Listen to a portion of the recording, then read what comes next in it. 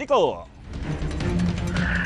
Jeff, nagtungo kaninang umaga dito sa Office of the Ombudsman ang grupo ng mga abogado, doktor at iba pang health advocate para maghain ng reklamong kriminal laban kay Executive Secretary at dating Finance Secretary Ralph Recto kaugnayan ng pagsasalin ng 60 billion pesos na pondo ng PhilHealth sa papunta sa National Treasury na nakapaloob sa 2024 General Appropriations Act.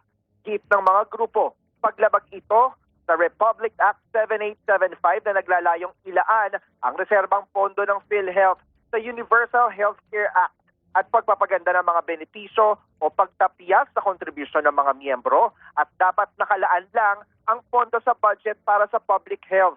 Bukod kay Recto, sinampahan din ng reklamo ang dating PhilHealth President at CEO na si Emmanuel Ledesma na una ng binasura ng Korte Suprema ang kaso laban kay Recto noong nakaraang taon dahil ginawa na lang nila ni Recto ang hakbang bilang dating kalihim ng Department of Finance. Samantala, Jeff, kalalabas lamang ng pahayag ni Executive Secretary Recto at sinabi nito nanindigan siya na inosente siya dito sa mga hinaing reklamo sa kanya laban sa kanya dito sa Ombudsman at nagdesisyon na ang Supreme Court at tumugon na rin naman ang pamahalaan sa hatol na ibalik ang pondo sa PhilHealth.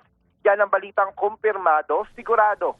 Ito ang Radyo Patrol, Nico Bagsik, DZMM. Thank you, Nico Bagsik.